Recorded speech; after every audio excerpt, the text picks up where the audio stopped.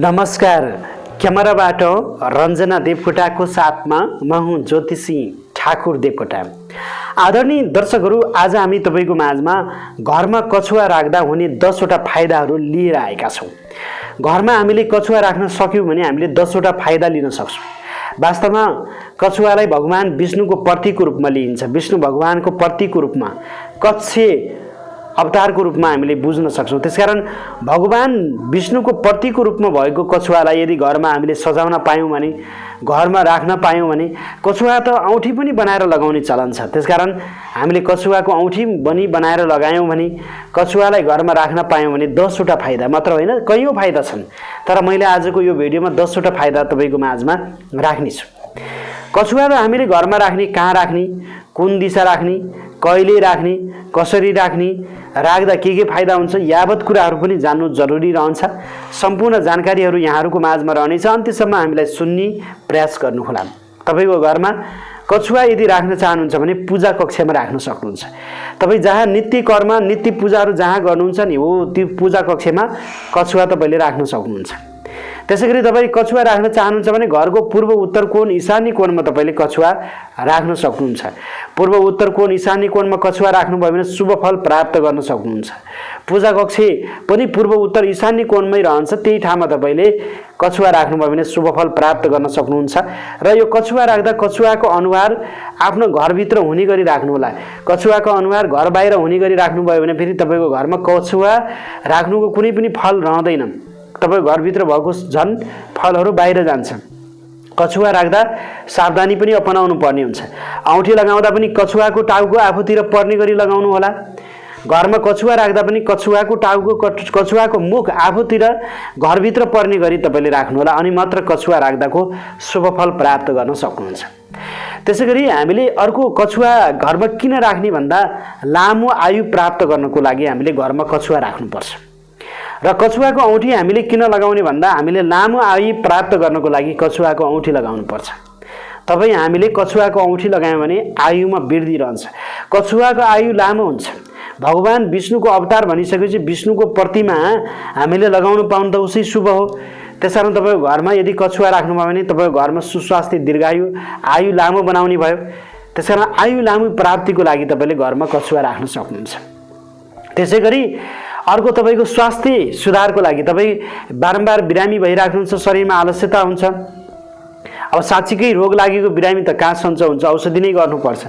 तर केही पनि डाक्टर कहाँ देखाउँदैन, शरीरमा आलस्यता छ अथवा रोग केही छैन, तपाईँको मनमा अस्थिरता, शरीरमा आलस्यता छ भने तपाईँको आफ्नो शरीरमा सकारात्मक ऊर्जा प्राप्त गर्नको लागि कछुवाको औँठी बनाएर तपाईँले लगाउन सक्नुहुन्छ। कछुवाको औँठी चाँदीको बनाएर लगाउनु भयो भने राम्रो हुन्छ, अथवा तामाको बनाएर लगाउन सक्नुहुन्छ। अब पैसा भए त सुनकै लगाउन पाए पनि राम्रै हुन्थ्यो।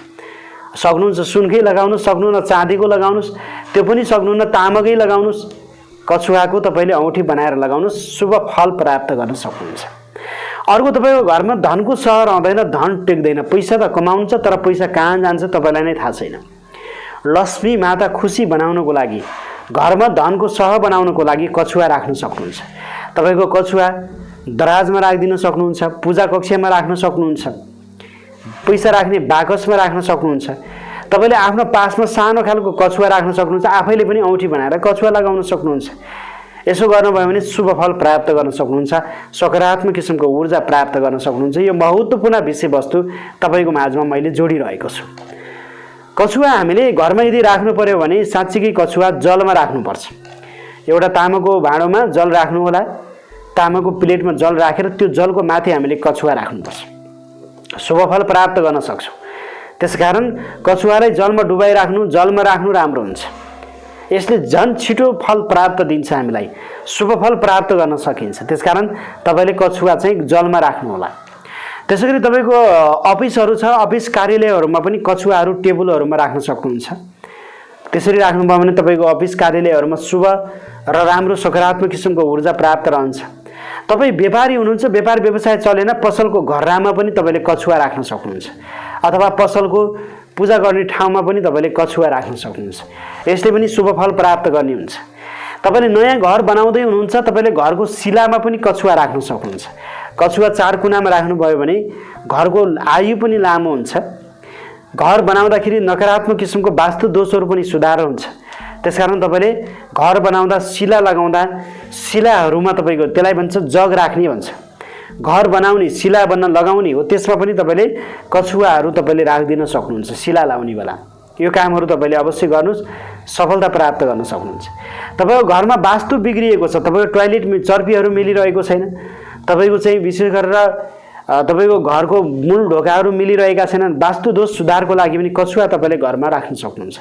तपाईँको अफिसहरूमा पसलहरूमा पनि वास्तु बिग्रिएका छन् भने वास्तु दोष सुधारको लागि पनि कछुवाको प्रयोग गर्न सक्नुहुन्छ।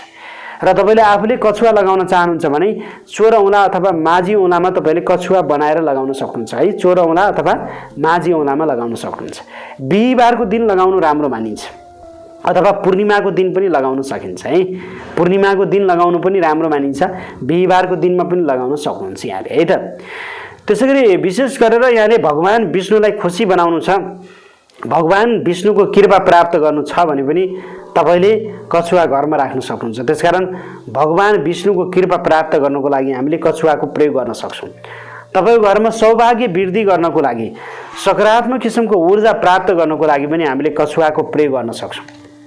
त्यसकारण सौभाग्य वृद्धि, सकारात्मक किसिमको ऊर्जा प्राप्त गर्नको लागि पनि कछुवाको प्रयोग गऱ्यौँ भने शुभफल प्राप्त गर्न सक्छौँ, सकारात्मक किसिमको ऊर्जा प्राप्त गर्न सक्छौँ। सुस्वास्थ्य, दीर्घायुको लागि, सुख र शान्ति समृद्धिको लागि।